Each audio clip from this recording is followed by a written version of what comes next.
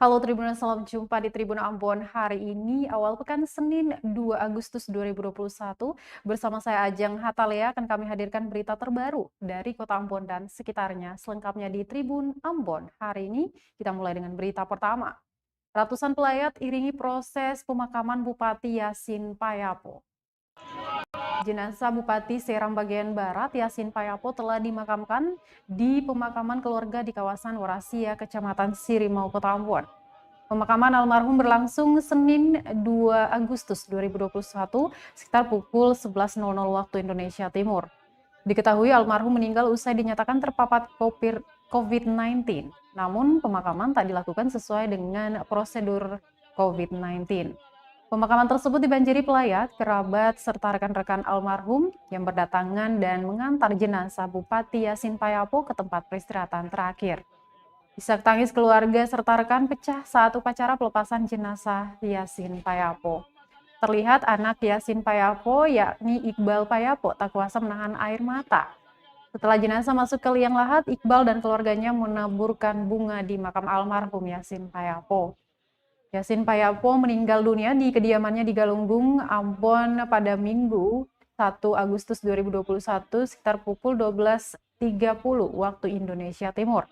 Sehari sebelum meninggal dunia, Yasin sempat dirawat di RSUP Dr. Jelemena, Kota Ambon. Yasin masuk ke rumah sakit tersebut dengan gejala batuk, demam, dan sesak napas. Pihak rumah sakit memastikan bahwa almarhum positif terpapar COVID-19 melalui metode usap rapid test antigen. Meski begitu, penanganan jenazah tidak dilakukan oleh Satgas COVID-19.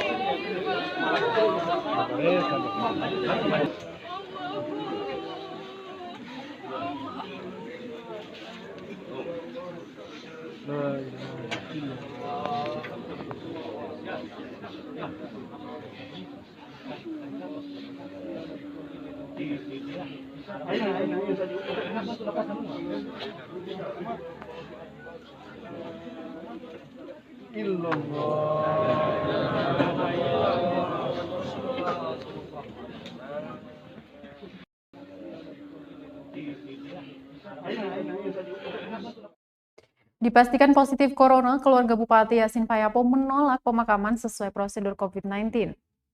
Bupati Seram bagian Barat, almarhum Muhammad Yasin Payapo meninggal karena terinfeksi COVID-19 pada Minggu 1 Agustus 2021. Namun pihak keluarganya menolak almarhum dimakamkan secara protokol COVID-19. Satuan Tugas Penanganan COVID-19 Provinsi Maluku Henry Farfar mengatakan pihaknya sudah melakukan pendekatan dengan pihak keluarga. Mereka juga melibatkan Sekda SBB untuk menjelaskan kepada pihak keluarga terkait aturan yang berlaku. Namun mereka tetap menolak permintaan Satgas COVID-19 untuk memakamkan Bupati SBB tersebut sesuai prosedur COVID-19. Dia mengatakan alasan keluarga tidak mau Yasin dimakamkan sesuai prosedur COVID-19 karena beliau meninggal di rumah. Dia juga sudah menjelaskan kepada pihak keluarga tentang pentingnya pemulasaran bagi jenazah yang terjangkit COVID-19. Pihak Satgas akhirnya tidak bisa berbuat banyak dan mengalah agar tidak terjadi konflik dengan keluarga di rumah duka. Yasin Payapo rencananya akan dimakamkan hari ini, tadi telah dimakamkan Tribuners di tempat pemakaman umum Warasia.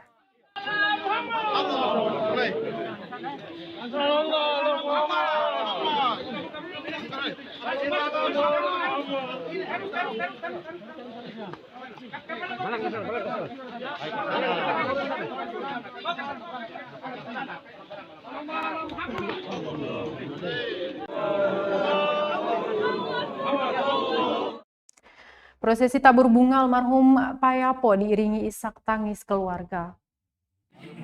Isak tangis mengeringi saat proses tabur bunga di pemakaman Bupati Seram bagian Barat Muhammad Yasin Payapo di TPU Warasia Ambon pada Senin 2 Agustus 2021.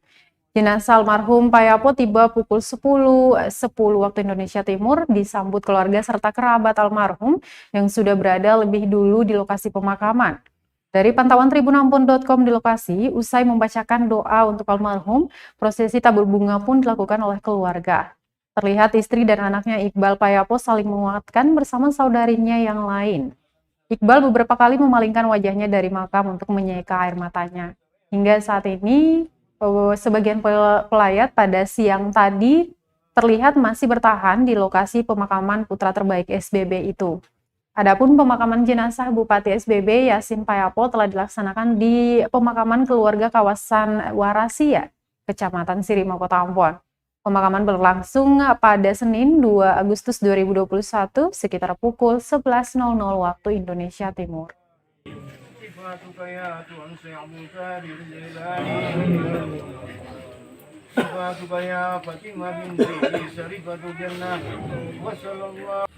وسبة المنتهى مقامه مقام قوسين مطلوب المطلوب مصروف والمقصود موجود سيد الأنبياء والمرسلين والشفيع المجيبين Tadi sudah barang.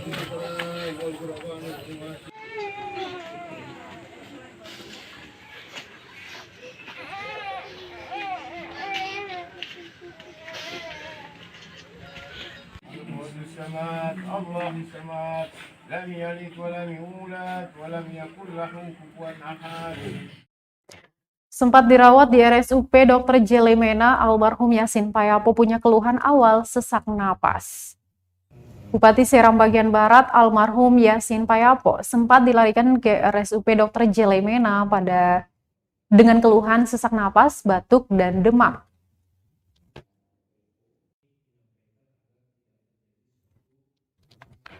Dr. Febianti Tentua yang bertugas menangani almarhum di instalasi gawat darurat RSUP Dr. Jelemena mengatakan dari hasil pemeriksaan menunjukkan adanya infeksi di paru.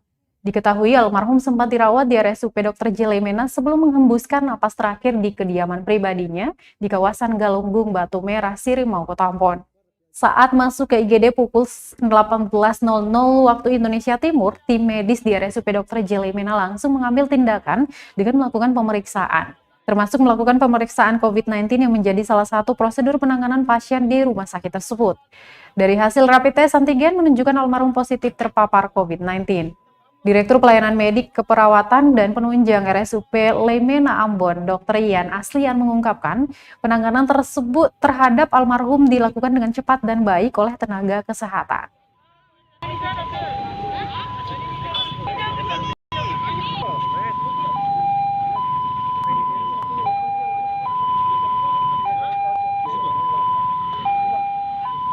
Dan laboratorium juga dari ronsen yang dibawa memang ada infeksi di paru.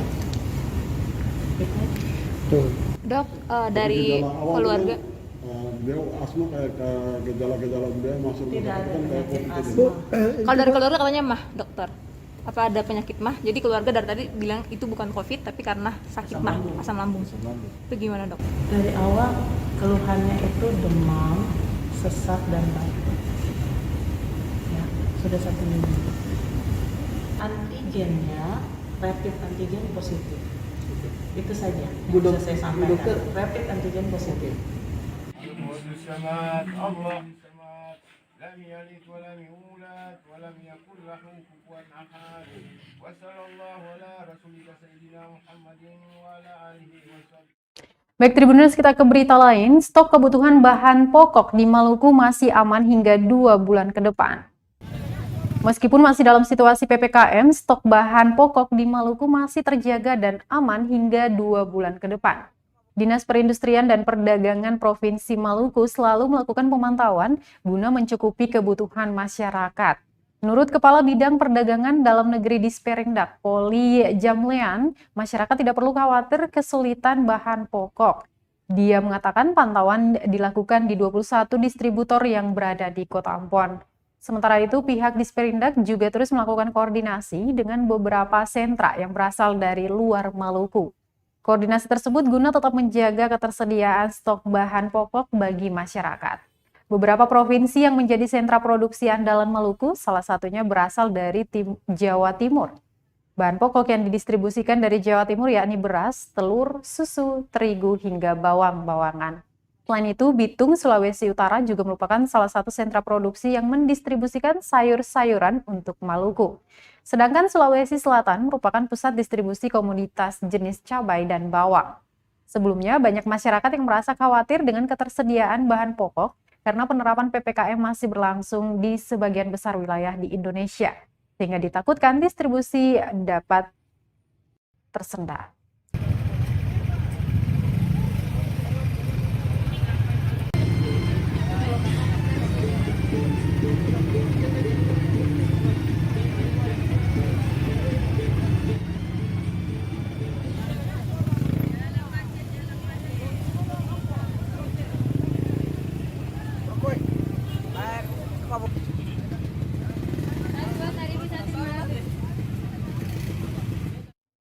Layani pasien COVID-19, PLN Maluku Utara targetkan RS Siloam Ambon jadi pelanggan listrik premium. PT PLN Unit Induk Wilayah Maluku dan Maluku Utara menargetkan Rumah Sakit Siloam Ambon menjadi salah satu pelanggan listrik premium di kawasan Jalan Sultan Hasanuddin HTP Kecil, Sirimau, Kota Ambon. Senior Manajer Transmisi dan Distribusi PLN Unit Induk Wilayah Maluku Utara, Doni Nur Gustiarsyah, mengungkapkan target ini menjadi fokus utama pihaknya di tengah merebaknya pandemi COVID-19. Fasilitas kesehatan seperti rumah sakit rujukan COVID-19 juga menjadi prioritas layanan kelistrikan saat ini. Adapun layanan premium ini merupakan inovasi layanan dari PLN untuk memenuhi kebutuhan khusus pelanggan. Layanan ini memberikan keunggulan dan berupa keandalan pasokan listrik yang lebih baik. Di tengah pandemi COVID-19 ini, lanjut dia, kebutuhan akan listrik terutama di rumah sakit rujukan pasien COVID-19 dan penyedia oksigen generator meningkat. Doni menerangkan, layanan premium ini tentu saja berbeda dengan layanan reguler lainnya. Terdapat double supply yang disediakan bagi pengguna layanan premium. Sementara itu, PLT Hospitals Director Siloam Hospital Ambon, Dr. Paulus Triaji Hadi Wijaya mengungkapkan, sejauh ini dari total kapasitas yang diberikan PLN, masih sekitar 20% yang digunakan untuk operasional rumah sakit. Kebutuhan akan layanan kelistrikan itu akan meningkat seiring berjalannya waktu ke depan nantinya. Kita terima kasih banyak atas kunjungan PLN ke Siloam Ambon ini. Selama ini layanan untuk PLN di Siloam Ambon sudah sangat baik sekali. Dan kita terima kasih banyak pada PLN karena mereka terus akan meningkatkan layanan mereka terhadap kita. Untuk kebutuhan listrik sendiri gimana Pak di sini? Untuk kebutuhan listrik di kita memang karena kita belum terlalu buka banyak ya. Untuk kebutuhan listrik kita masih sekitar 20% dari kapasitas yang diberikan PLN pada kita. Tapi untuk kedepannya juga kita pasti akan meningkatkan. Apakah rencana akan dialihkan ke premium gitu Pak? Untuk kedepannya kita pasti premium karena kita pelayanan sangat bergantung ya alat-alat kita pada listrik. Kita harus premium untuk kedepannya. Jadi memang ini adalah ya menjadi prioritas kami, prioritas PLN bukan hanya Maluku tapi juga PLN secara korporat, bahwa di masa pandemi ini yang harus menjadi perhatian kami adalah rumah sakit rujukan COVID dan perusahaan oksigen. Jadi salah satu yang disampaikan Pak Dr. Paulus tadi adalah Siloam ini juga rujukan COVID dan punya oksigen generator oksigen ini menjadi ya fokus kami karena memang semakin tingkat kesembuhan dan sebagainya kan memang rujukan dan oksigen itu yang diperlukan untuk para penderita. Jadi itu terkait layanan ini ya kami ada layanan premium. Premium adalah ya pasti kalau dibandingkan dengan reguler masih beda karena memang kami harus menyediakan double supply penyulang yang menyalurkan untuk di rumah sakit ini, dan dari sisi daya kami di Ambon, sistem Ambon ini masih cukup. Begarasa Pak.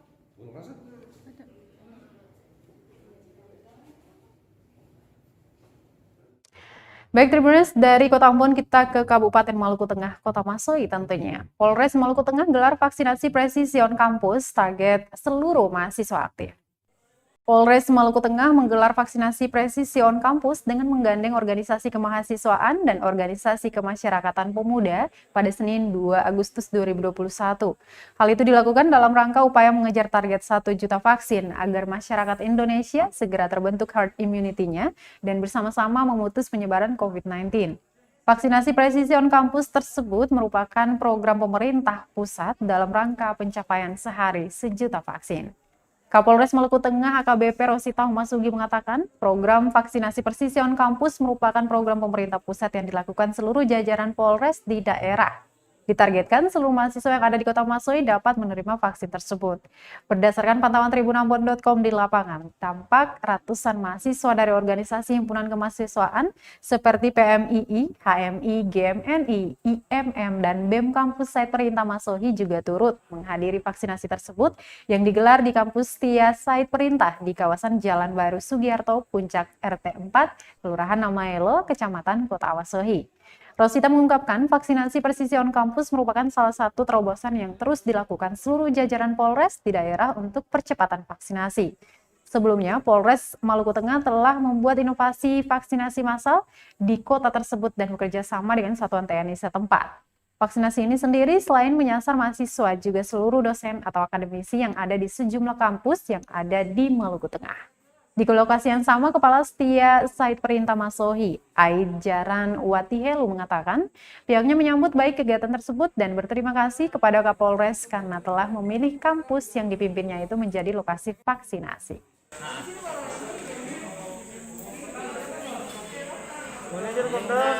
Dalam kegiatan ini merupakan program dari pemerintah pusat yang dilaksanakan di jajaran dengan melibatkan para peserta vaksinnya adalah para mahasiswa, dosen-dosen yang ada di seluruh kampus yang ada di Kabupaten Maluku Tengah dan dipusatkan di Site Perintah. Kemudian juga melibatkan OKP yang ada di Kabupaten Maluku Tengah. Dalam hal ini kami, PMI, GMI, dan seluruh OKP yang beraktivitas di Kabupaten Maluku Tengah. Diharapkan dengan kegiatan ini bisa meningkatkan herd immunity dari setiap orang yang telah melaksanakan vaksin dan mensukseskan program vaksinasi nasional. Dan tentunya kami juga dari Polres Maluku Tengah mengucapkan terima kasih kepada Pak Dr. Aijaran Watihelu yang telah mendukung program vaksinasi on kampus ini. Jadi saya sudah beritahukan di media online yang ada yang belum vaksin segera datang untuk vaksin di kampus.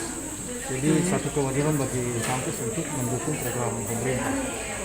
Karena Ibu Kapolres lagi mau ke kampus koordinasi, kita langsung terima dengan senang hati dan kita terima kasih kepada Ibu Kapolres sudah bisa masuk di kampus kita ini dengan program pemerintah ini. Jadi wajib untuk resukseskan. Kalau kemudian menizin kamera 3, 2, 1. Kalau kemudian presisi kemudian. Baik, Tribuners, berita tadi sekaligus menutup perjumpaan kita di Tribun Ambon hari ini, edisi 2 Agustus 2021. Terus update berita terbaru di portal kami, www.tribunambon.com. Follow juga akun Instagram dan Facebook fanpage kami, dan jangan lupa untuk subscribe kanal YouTube kami di Tribun Ambon. Saya Ajeng Hatala beserta tim redaksi yang bertugas mengucapkan terima kasih. Kita akan jumpa lagi besok. Selamat beristirahat. Amato. Terima kasih sudah nonton. Jangan lupa like, subscribe, dan share ya.